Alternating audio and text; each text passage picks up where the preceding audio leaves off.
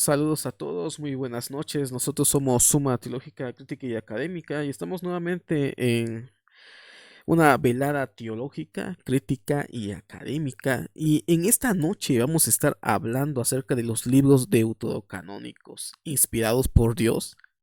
Últimamente ha habido un enorme rechazo a un libro de uno de los escritores de Editorial CRIE, Raúl Saldívar.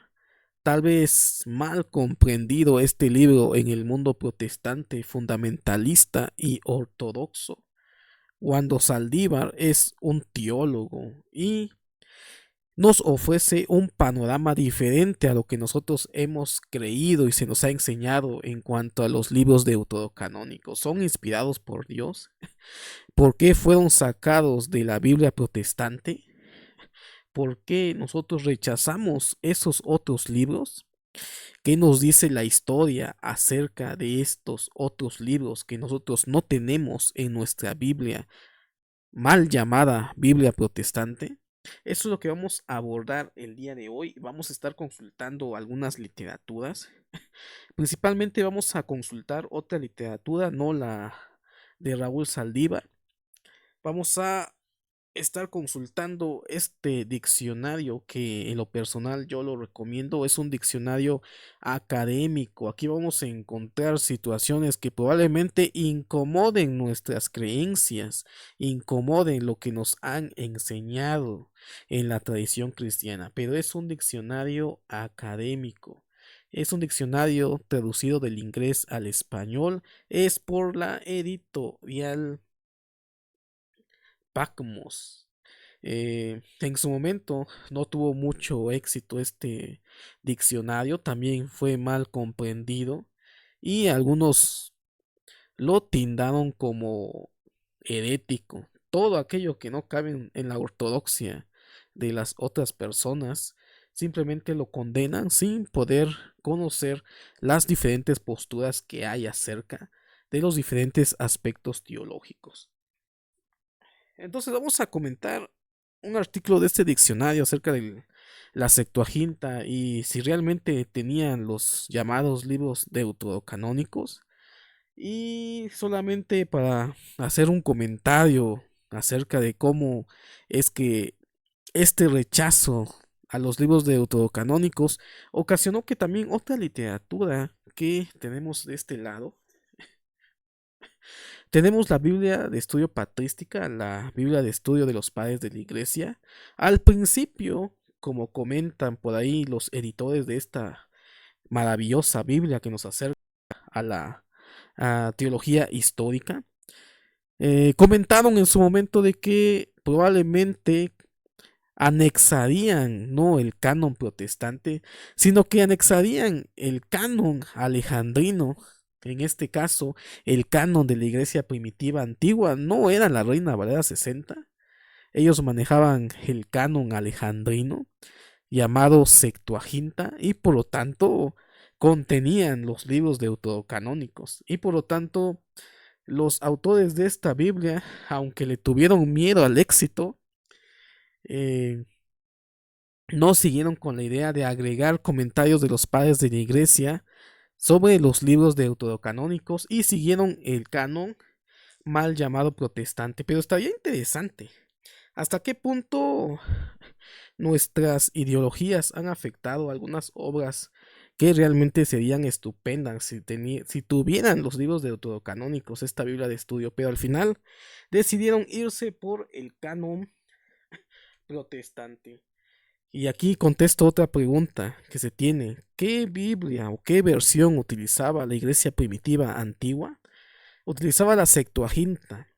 Si tenía o no tenía los libros deuterocanónicos, yo creo de que aquí hay diferentes posturas. Algunos refieren que no tenían los libros deuterocanónicos, pero históricamente parece ser de que sí contenían los libros deuterocanónicos. ¿Cuáles son esos otros libros? Son los libros que no están o que no. Bueno, aquí está otra cuestión. ¿Quién sacó estos libros de la Biblia protestante? Entonces vamos a estar hablando acerca de esto, vamos a consultar primero el diccionario académico y posteriormente vamos a leer ese artículo que ha causado conmoción en cuanto a ciertos sectores del cristianismo, lo que comenta Raúl Saldívar acerca de que los libros deuterocanónicos son inspirados por Dios, algo que no le gustó a Lutero y que posteriormente se hizo tradición en quitarlas de las mal llamadas Biblias protestantes. Vamos a compartir pantalla.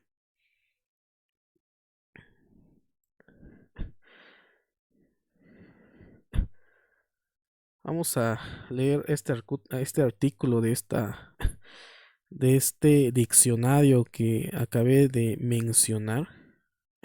Dice, la Septuaginta preserva los libros en un orden diferente, basado libremente en cronología y tipología literaria y con una variedad de divergencias textuales de manuscritos hebreos existentes.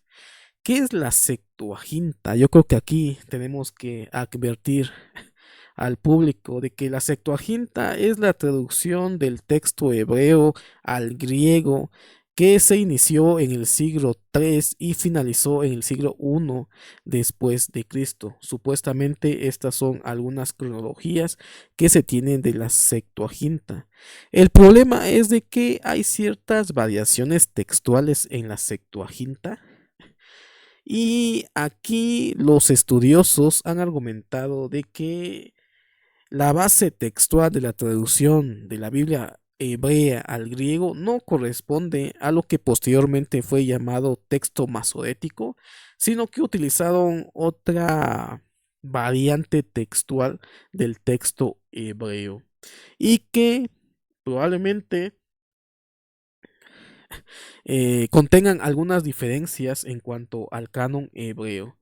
Entonces, esto también lo ha dicho el doctor Royman acerca de cómo en la antigüedad no existía este término como nosotros hoy lo entendemos, como un canon como tal cerrado. El canon hebreo probablemente se estableció en el siglo I en el llamado Concilio de Hagnia, mitológico, leyenda. No, no podemos definir si realmente ocurrió este concilio, aunque algunos eruditos mencionan y refieren de que sí ocurrió este concilio acerca de cómo se estableció y se cerró el canon hebreo. Pero en la época de Jesús, en la época del Segundo Templo, en la época de los diferentes judaísmos, recordemos de que no existía solamente un judaísmo, sino que existían diferentes interpretaciones de lo que sería llamado judaísmo. Existían diferentes recensiones textuales de la Biblia hebrea o de lo que más adelante fue llamado Biblia hebrea y no había problema en que estos textos circularan en Israel. Y probablemente la Septuaginta utiliza una recensión diferente de lo que nosotros tenemos en la Biblia hebrea para hacer esta traducción del hebreo al griego. Vamos a continuar leyendo esto.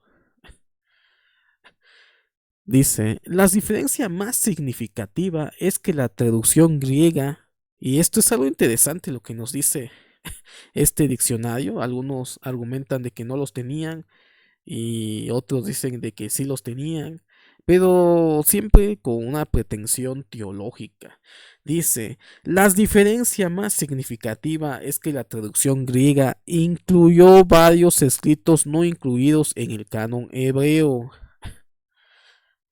Y aquí tenemos esta cuestión, lo que nos dice este diccionario, de que sí, la Septuaginta tenía libros muy diferentes de los que terminaron en el canon cerrado de la Biblia hebrea. ¿Por qué ocurrió esto? Probablemente no existía todavía un cierre del canon cuando se hizo esta traducción y habían varios textos que circulaban en Israel, en Jerusalén, y las consideraban sagradas. Posteriormente es que estos libros fueron rechazados y fueron considerados apócrifos. Pero parece ser de que en la época en que se tradujo la Biblia hebrea al griego, habían otros textos que eran considerados también sagrados y por lo tanto fueron incluidos en la Septuaginta. Posteriormente, cuando ya se finalizó el cierre del canon, se rechazaron estos otros libros por algunas cuestiones teológicas, algunas cuestiones de división entre el cristianismo y el judaísmo emergente o creciente, es que se rechazan estos otros libros del canon hebreo. Y esto es interesante. ¿Qué otros libros? Tobías, primera, segunda de Macabeos, cuarta de Esdras, etcétera, etcétera. Todas aquellas que terminaron siendo llamados libros deuterocanónicos. Y algo interesante también acerca de esta cuestión es que esta Biblia o este canon griego fue utilizado también por el cristianismo antiguo y probablemente por Pablo y por los apóstoles. No existía Reina Valera 60, no existía todavía algo llamado como texto masorético, probablemente ni siquiera sabían hebreo, la lengua era el arameo y probablemente siendo Jesús de Galilea, una región gentil, probablemente pudo haber conocido el griego. Y Pablo es un judío helenizado y por lo tanto utiliza principalmente la Septuaginta y no el texto hebreo. Y esto es lo que ha llevado a muchas especulaciones y muchos dimes y directes en cuanto si tuvo o no tuvo la Septuaginta los libros deuterocanónicos. Parece ser que este diccionario nos habla de que sí contenía los libros deuterocanónicos. Y esto nos hace comprender de que en esa época, antes de la formación de lo que sería canon hebreo y canon cristiano, habían otros textos que eran considerados sagrados. También tenemos evidencia en el Nuevo Testamento de cómo algunas cartas utilizan libros que posteriormente fueron considerados apócrifos, pero que en el tiempo en que se redactaron estas cartas eran consideradas sagradas. Una de ellas es el libro de Enoch. Vamos a continuar. Dice: los textos adicionales encontrados en la Septuaginta, pero no en manuscritos y listas hebreos, incluyen primero de Esdras, Judith, Tobías, primero, segunda de Macabeos, Sabiduría de Salomón, Sirac, Baruch, así como numerosas adiciones a libros individuales. Entonces, esto es algo muy interesante. La Septuaginta contenía los libros deuterocanónicos, aunque hay cierta división en aceptar si las tenía o no las tenía. Si lo conocieron los apóstoles, Pablo, Jesús, probablemente sí. De hecho, hay una referencia en el Evangelio de Mateo, donde hablan y hay esa discusión entre los fariseos de que una mujer se casó 7 veces, ¿quién va a ser su marido en la resurrección? Y ahí todos conocemos lo que comenta en la resurrección o en el reino de los cielos, no se casan ni se dan en casamiento.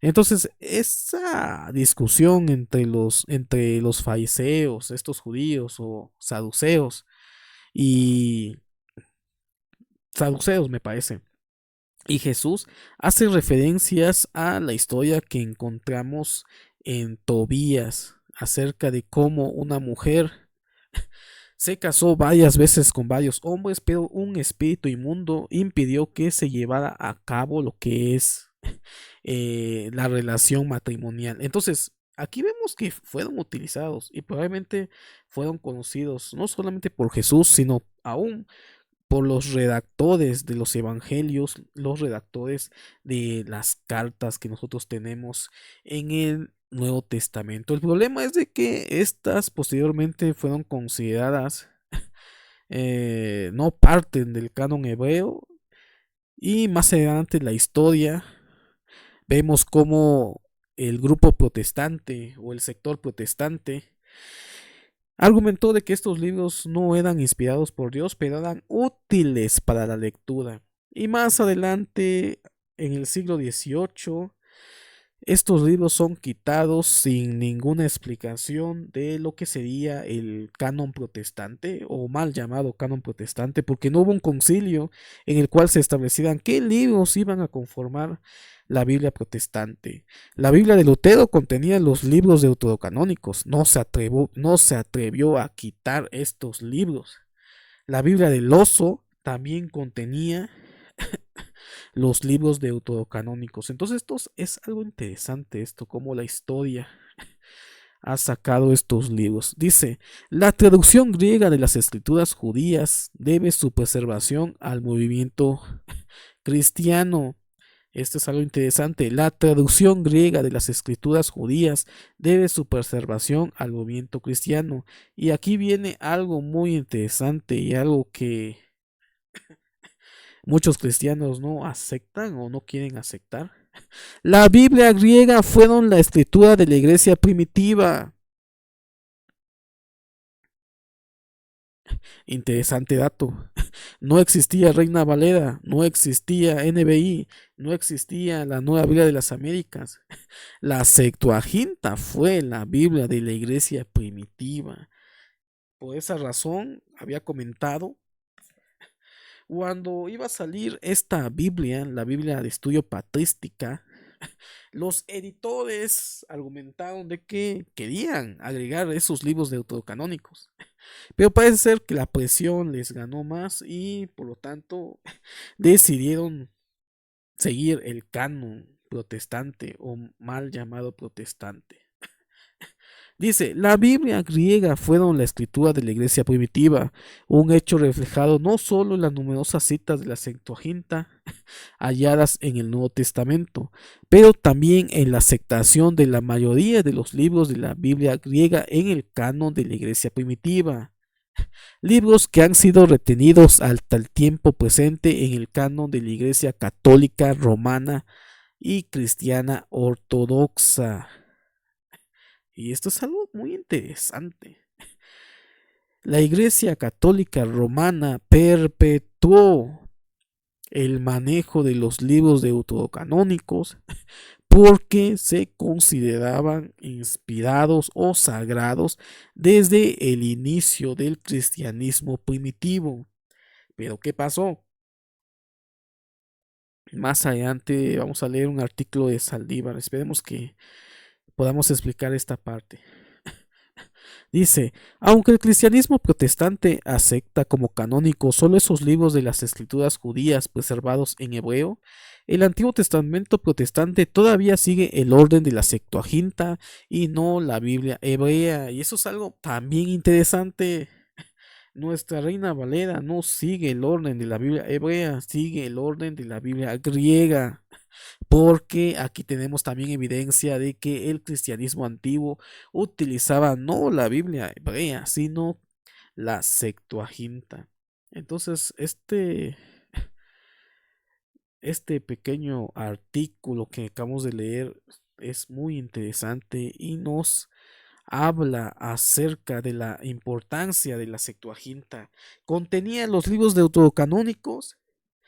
Parece ser de que sí contenía los libros deuterocanónicos. Es más, parece ser de que ellos consideraban sagrados estos otros libros que posteriormente fue rechazado por el movimiento del judaísmo rabínico emergente. Y esto por cuestiones políticas, por cuestiones sociales, por cuestiones teológicas, aún por el conflicto del judaísmo y el cristianismo. Es más, hubieron varias versiones de la Septuaginta. Aún los judíos manejaron la Septuaginta y las modificaron e hicieron de que no fuera manejado o importante para el cristianismo emergente, porque el cristianismo se sostenía algunas doctrinas o teologías o creencias que practicaban por medio de la Septuaginta. Y los judíos establecieron su canon hebreo.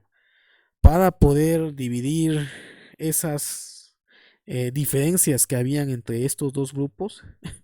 Al final seguimos nosotros el canon hebreo, los enemigos de la iglesia. Nosotros seguimos su canon, cuando en realidad el cristianismo primitivo seguía la Septuaginta y es probable de que también aceptaban los libros deuterocanónicos como sagrados. Fue posteriormente que el canon hebreo fue cerrado en el grupo de Hagnia, en la escuela de Hagnia o en la leyenda de Hagnia. Fue cerrado el canon hebreo y fueron sacados estos libros. Por ahí se ha argumentado de que estos libros fueron rechazados porque fueron escritos principalmente en griego. Pero se han encontrado algunos textos en Qumran de los libros deuterocanónicos en arameo y otros en hebreo. Entonces es una falacia argumentar de que estos libros no entraron al canon hebreo porque fueron escritos simplemente en griego y no fueron escritos directamente en hebreo o en arameo. Vamos a leer el artículo de Saldívar que hizo un boom cuando salió su libro, Las fuentes griegas que dieron origen a la Biblia y a la teología cristiana. Voy a compartir pantalla.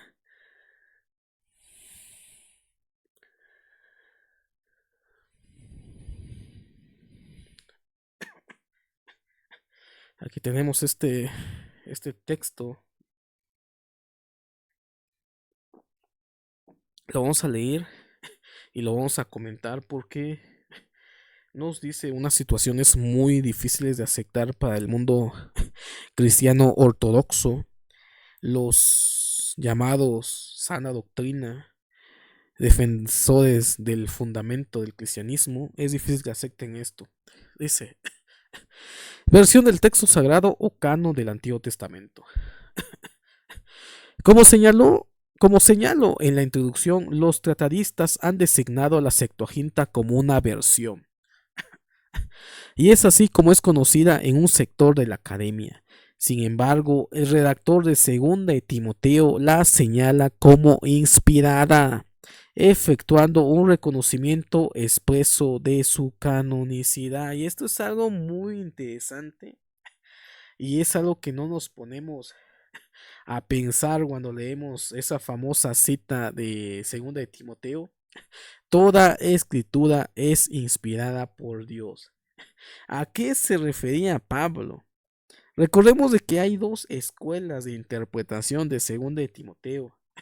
Los que abordan Segunda de Timoteo como las palabras de Pablo, o la escuela que dice de que estos textos que tenemos en Timoteo corresponden a las tritopaulinas o cartas no asociadas a Pablo. Siendo no de Pablo o de Pablo, al final de cuentas lo que nos dice es algo interesante. Si nosotros lo contextualizamos, ¿a qué se estaba refiriendo este texto? Si lo estamos viendo en el año 50 o en el siglo II, la única Biblia que podemos decir o canon que existía y que manejaba el cristianismo antiguo, como acabamos de leer, no es la Reina Valera 60, no existía la Nueva Biblia de las Américas, no existía NBI. Es más, si nosotros asumimos que fue escrito por Pablo, ni siquiera existía el Nuevo Testamento. ¿Qué es lo que existía? Probablemente se está refiriendo no al texto hebreo, sino a la Septuaginta, un texto que Pablo utilizó frecuentemente en sus cartas genuinas. Y eso es lo que no nos gusta a muchos, porque no, realmente no existía ni siquiera el Nuevo Testamento cuando este texto fue escrito. Y aún si fue escrito posteriormente, el canon que utilizaba la iglesia primitiva no era el texto hebreo, sino la Septuaginta. Y como acabamos de ver, la Septuaginta contenían los libros deuterocanónicos. Entonces esto nos dice de que también los libros deuterocanónicos eran inspirados o fueron inspirados, solamente que al final terminaron siendo rechazados por la línea protestante. Dice, el redactor de 2 de Timoteo la señala como inspirada, efectuando un reconocimiento expreso de su canonicidad. Esto que estamos señalando es de capital importancia, porque una versión es una cosa y un canon es otra. Una versión es una simple traducción de un texto de una lengua a otra, en este caso del hebreo al griego, y canon es la sanción de un cuerpo autorizado de corpus literario al cual le confiere el carácter de sagrado.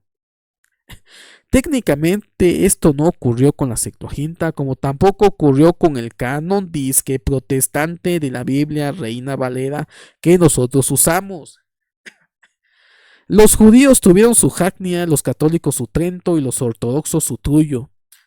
Los protestantes no tuvimos un concilio para sancionar nuestro canon que difiere de los otros sectores del cristianismo. En ese mismo sentido, no hay registro histórico que haya habido un concilio de judíos de Alejandría para determinar el canon griego. Empero, dice, el reconocimiento de un sector del pueblo judío. Y eso es algo interesante también en la historia. La Septuaginta era considerada también por los judíos sagrados, hasta que el cristianismo la utilizó como su Biblia. Ahí sí no les gustó a los judíos. Dice, el reconocimiento de un sector del pueblo judío, de los redactores del Nuevo Testamento, de los padres de la Iglesia, y el reconocimiento expreso de los cristianos de los primeros siglos, no deja lugar a duda que la Septuaginta no es una versión, sino un canon que surge por la... Aquí hay una palabra que no entiendo. Es decir, el acto que se repite una y otra vez hasta formar una costumbre que acaba formando como una ley. Y esto es algo interesante lo que nos dice el libro de Raúl Saldívar. En la antigüedad, la Septuaginta era considerado ya como un canon, tal vez por tradición, aún por los judíos. La leyenda de cómo se tradujo eh, la Septuaginta, aún podemos ver ahí de que ellos consideraban este cuerpo de literatura como sagradas. Nos dice la historia de que la Septuaginta fue traducida por 72 ancianos y que cada uno trabajó por su parte y cuando se reunieron vieron de que la traducción era exacta en cada uno de los 72 ancianos y por lo tanto vemos cómo veían en la antigüedad estos judíos de que la Septuaginta era exacta a, al texto hebreo y por lo tanto fue considerado también como sagrado.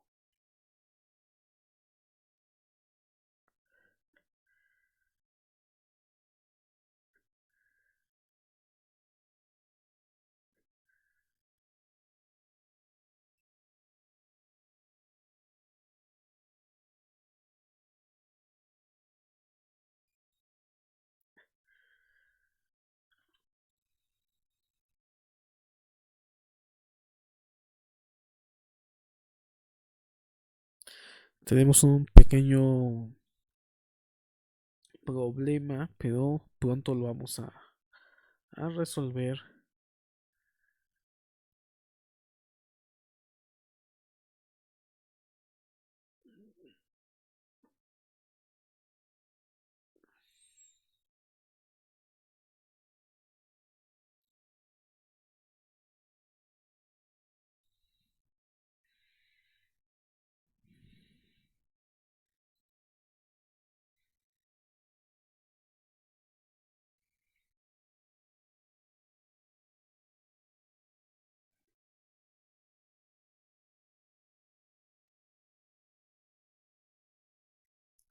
Pero vamos a seguir leyendo. Espero que se pueda resolver esto. Dice, vamos a continuar. Dice, como consecuencia directa de la aseveración de la canonicidad de la Biblia griega, tenemos que concluir en su inspiración.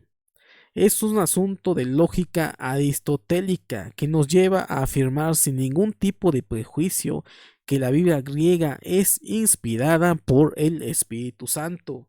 De una forma más directa, es palabra de Dios. Si un texto canonizado por la Iglesia como inspirado, como lo es según de Timoteo 3:16, afirma que toda escritura es inspirada y esa escritura a la que se refiere es la Biblia griega, luego entonces la Biblia griega es inspirada, es la forma más simple del silogismo aristotélico o de Aristóteles. Interesante afirmación que hace Saldívar. Y esto es lo que escandalizó al mundo protestante, es lo que escandaliza. Entonces, ¿qué pasa? Hemos quitado la herencia histórica, literaria, teológica e inspirada de Dios de nuestras Biblias, que nosotros, de la Biblia protestante. La Iglesia Católica siguió la tradición de mantener estos libros porque era parte de lo que era la Septuaginta o la Biblia que manejaba el cristianismo antiguo. Sin embargo, en el mundo protestante, en el siglo XVIII, estos libros fueron sacados del canon protestante sin ningún aviso aparente. Estos libros simplemente fueron quitados de lo que posteriormente sería llamado Biblia protestante. Vamos a continuar.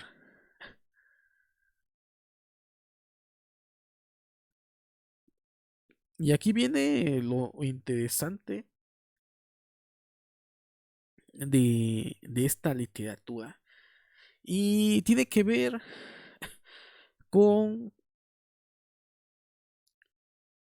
los libros deuterocanónicos.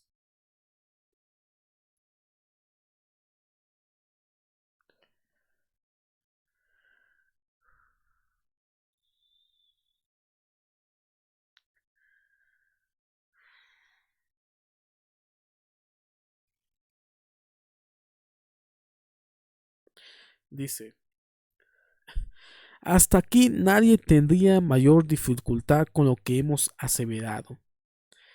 Y es algo interesante lo que nos dice Saldívar. Dice, el problema surge cuando la Biblia griega tiene un conjunto de libros que la Iglesia protestante llama despectivamente apócrifos y no los reconoce como inspirados, aun cuando los redactores del Nuevo Testamento y el mismo apóstol Pablo sí los reconoció.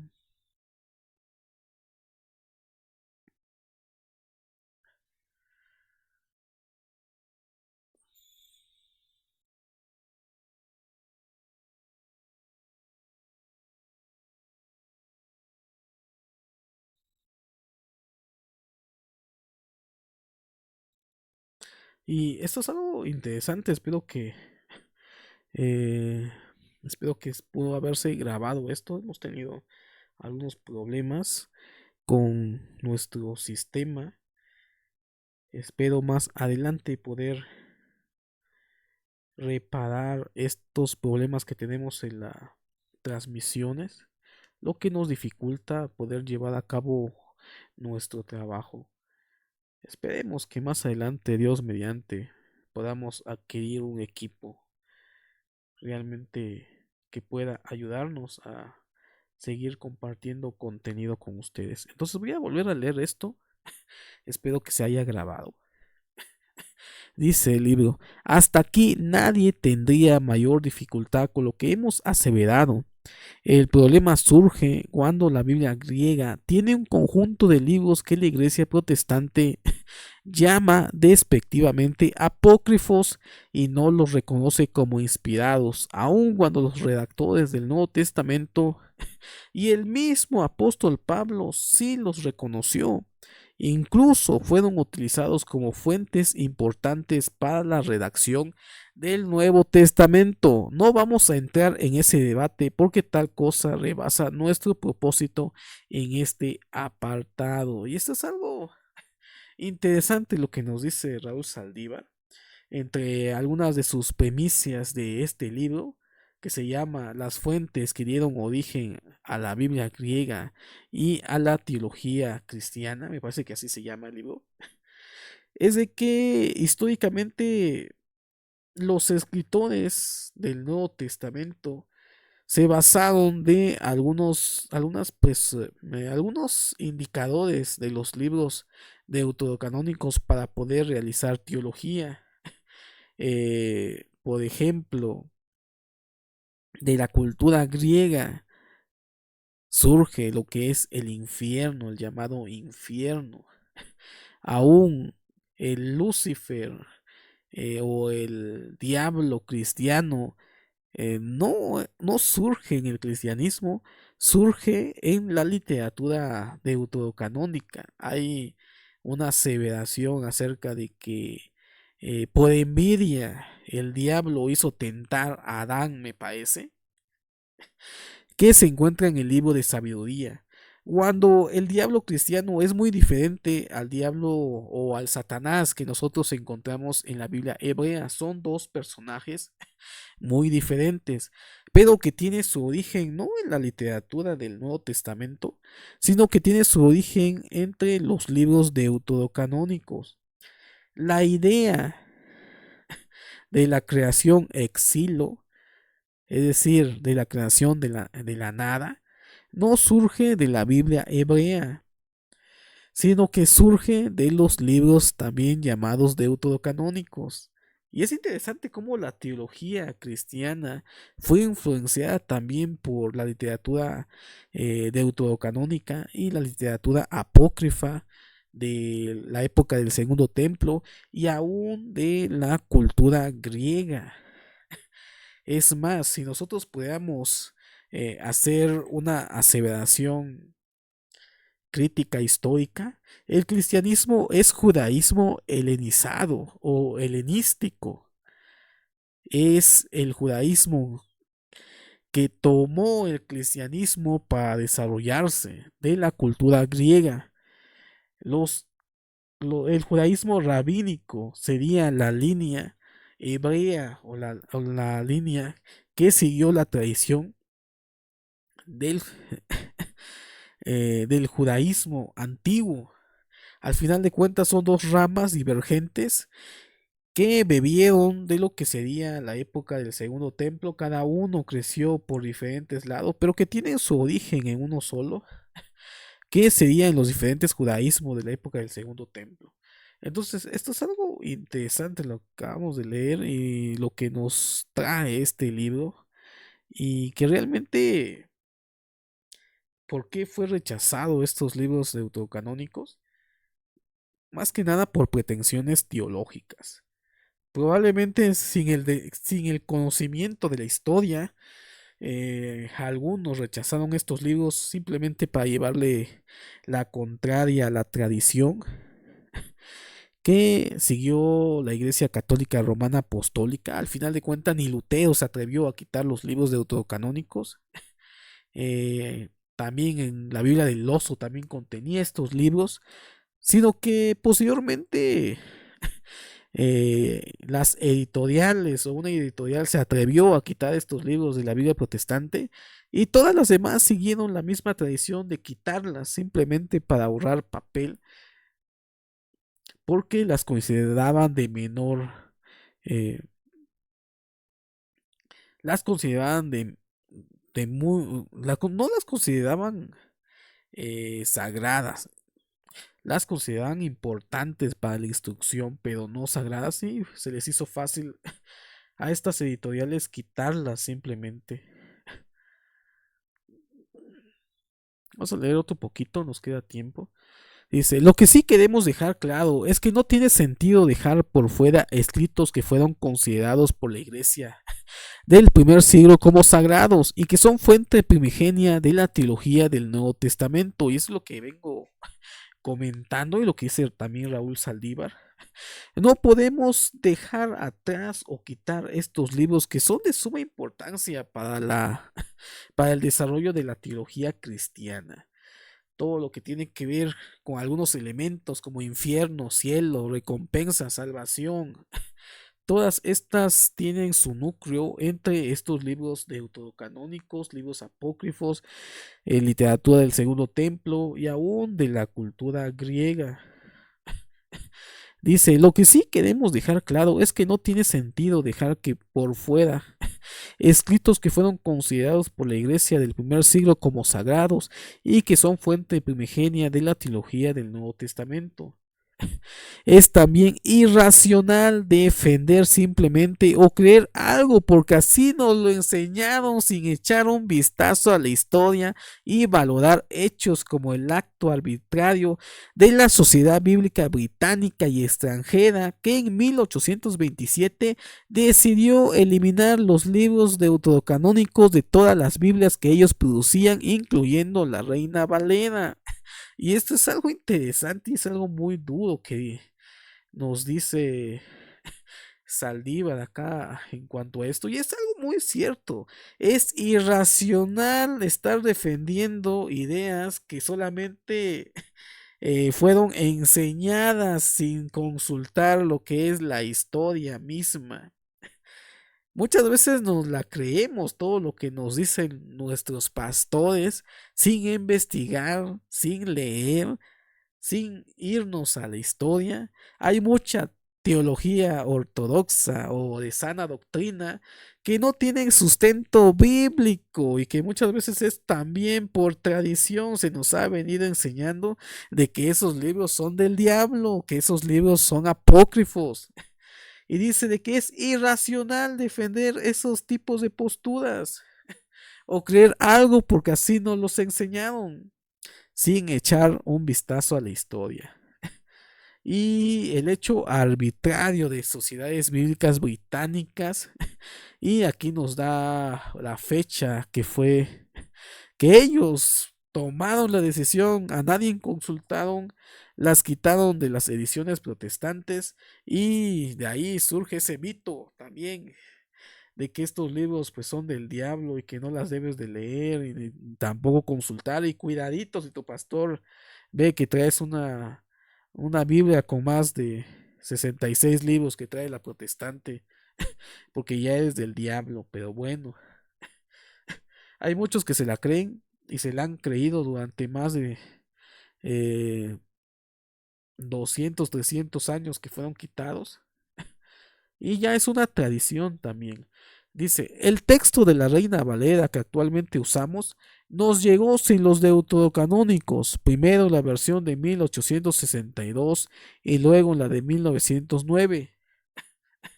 Esta época coincide con la llegada de los primeros misioneros a América Latina, que nos trajeron la Reina Valera sin los libros deuterocanónicos, de manera que la iglesia protestante de este continente nunca vio los deuterocanónicos en su Biblia.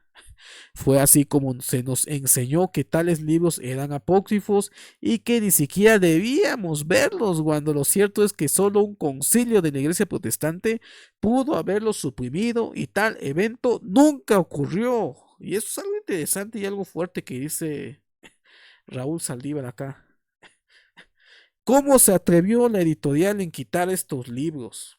No hubo un concilio. Los católicos tuvieron su concilio, los judíos tuvieron su jagnia, dice. Los ortodoxos también tuvieron su concilio para decidir su canon, pero del lado protestante no hubo ningún concilio en el cual se establecieran qué libros iban a ser leídos como sagrados e inspirados por la línea protestante. Simplemente nos vendió la editorial una Biblia mutilada, le quitó los deuterocanónicos sin explicar ningún motivo por qué las quitaron. Y argumento nuevamente, para ahorrar papel, cuando sin embargo estos libros eran considerados sagrados. Y de ahí es que surge el mito de que estos libros son del diablo. Pero no hubo un concilio que estableciera esto.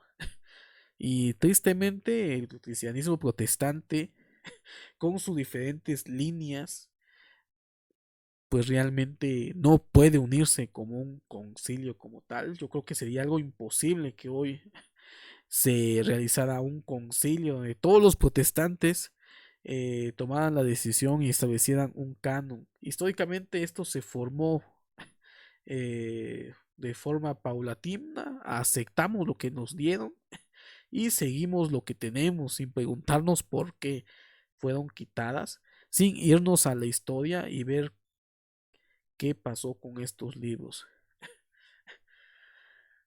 Vamos a leer más adelante. El adoptar el canon de Hagnia es sencillamente contraproducente. Esto es algo muy cierto. ¿Cómo es posible de que nosotros aceptemos el canon hebreo, el canon establecido por los enemigos de la iglesia cristiana, y rechazamos el canon que siguió la iglesia primitiva antigua? Los judíos establecieron su canon para contrarrestar al cristianismo emergente. Y ahora nosotros, los protestantes, estamos tomando ese canon hebreo de solamente 66 libros, sin considerar históricamente de que la Biblia hebrea o el canon hebreo fue formado para contrarrestar al cristianismo. Entonces, esto es algo interesante, como cuando desconocemos la historia, nos aferramos a algo que es ilógico. El adoptar, dice Raúl Saldívar, el adoptar el canon de Hagnia es sencillamente contraproducente. Y esto es algo fuerte que nos va a decir Raúl. Esta es la gente que maldijo al cristianismo y pidió a Dios que fuéramos raídos de la tierra. Exactamente, el canon hebreo fue establecido para contrarrestar el canon alejandrino que utilizaba el cristianismo antiguo y probablemente que era considerado también inspirado por los mismos judíos, pero debido a que era utilizado por el cristianismo emergente, la rechazaron. Y aún ellos maldijeron a los primeros cristianos. Y esto es algo muy interesante. Las famosas 10 bendiciones judías, me parece que así se llama. Por ahí tengo el libro, no quiero sacar el libro. Donde maldecían a los cristianos o a los judio-cristianos, los seguidores de Jesús, que creían de que era el Mesías. Es algo interesante. Dice, su pugna contra Alejandría y todo lo que tuviera que ver con la cultura helénica era como lo es ahora infundada. Ya lo hemos dejado claro, que la cultura griega es el vehículo que Dios usó para revelarse a todos los pueblos del planeta. El Evangelio no puede darse ni existir en un vacío cultural. La cultura es el ropaje que envuelve el querigma redentor de aquel que se humanó para traer salvación al ser humano. Y esto es algo interesante también. Y todo lo que es griego fue rechazado también por los judíos, cuando en realidad la cultura griega fue importante también para el esparcimiento del evangelio. Dice, por último, es completamente cierto que hay historias fantásticas en los libros deuterocanónicos y pasajes que son dudosos y hasta difícil de creer que entren dentro de la categoría de inspirados. Pero esto también es cierto para libros y pasajes de libros canónicos que no muestran narrativas y episodios que provocaron debates elegidos antes de canonizarlos por contener historias sin comprobación histórica, como el libro de Esther. el libro de Esther, que sí entró al canon, probablemente sea una novela histórica, una novela de ficción, similar a Tobías, similar a... Hay otro libro también, no me acuerdo, deuterocanónico, que también relata una historia similar. No entró, porque supuestamente es fantástico. Pero el libro de Esther tiene características literarias que pueden surgir de novelas históricas, más que historias reales. Dice, como el libro de Esther, el Cantar de los Cantares y el mismo libro de Eclesiastés, que fueron canonizados no después de mucho debate. Es decir, es algo ilógico decir de que estos libros deuterocanónicos entraron porque eran históricos. Si nosotros nos vamos con ese argumento, hay varios libros en la Biblia que no contienen elementos históricos, sino que probablemente hayan sido escritos como una novela fantasiosa. Tenemos la historia de Jonás, que fue tragado por un pez. Esto sí no es ilógico para la persona creerlo. Pero probablemente esto sea una novela también, es ficción lo que estamos leyendo en Jonás. Y esos argumentos son los que utilizan para rechazar los libros deuterocanónicos que son ahistóricos. Pero sin embargo tienen el mensaje teológico y es el centro teológico que utilizaron los escritores del Nuevo Testamento para darle forma a lo que es la teología cristiana.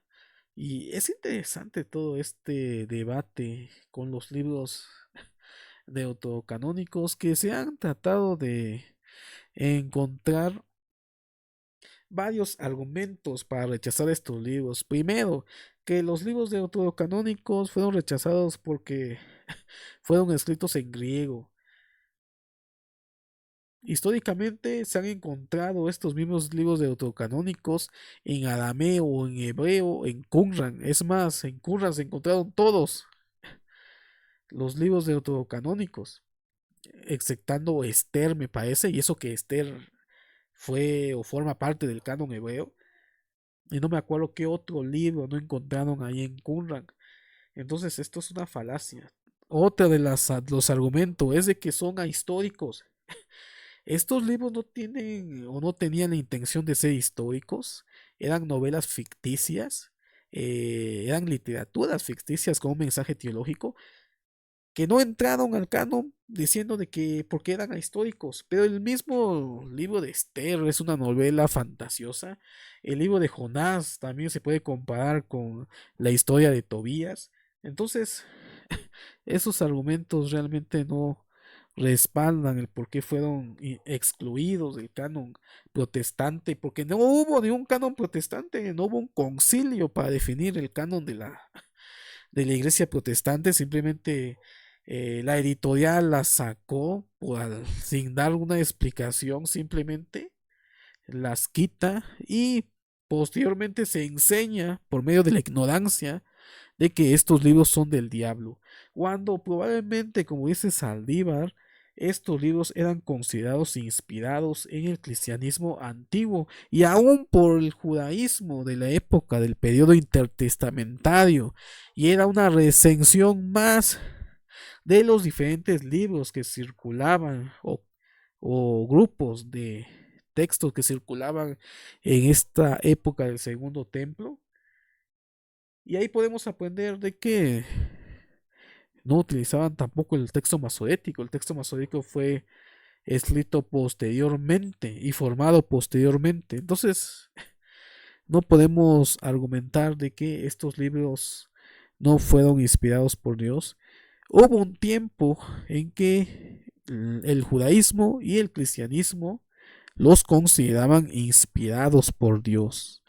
Y posteriormente no, la historia no les hizo justicia y terminaron fuera de lo que sería el canon, o el mal llamado canon protestante, que como hemos visto, no hubo un concilio que definiera lo que es el canon del grupo protestante. Entonces, este tema es candente, es un tema complicado de tratar, pero al final cada uno escoge lo que quiere creer.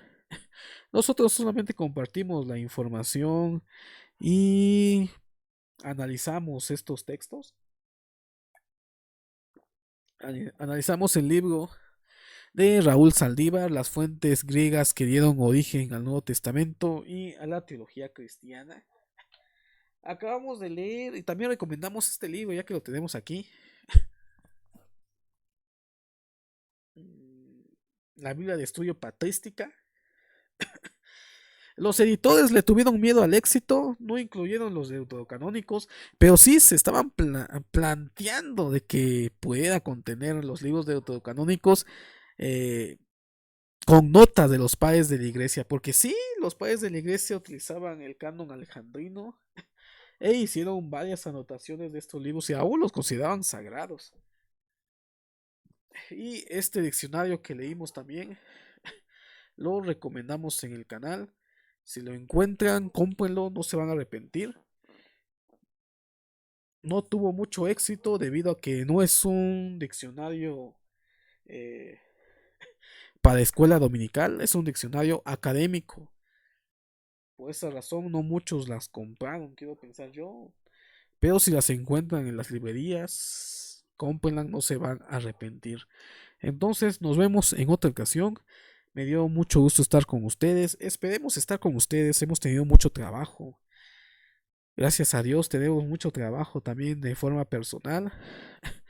Ahorita estamos muy atareados en nuestro trabajo que nosotros tenemos y no hemos podido estar frecuentemente en el canal, pero por lo menos, siempre lo he dicho, vamos a estar con ustedes sacando un video por semana. Suscríbanse al canal, compartan y gracias a todos ustedes que hacen posible que podamos seguir. Este es un pequeño canal que ustedes que hacen posible que continúe. Nos vemos. Muchas gracias a todos y nos vemos en otra velada teológica.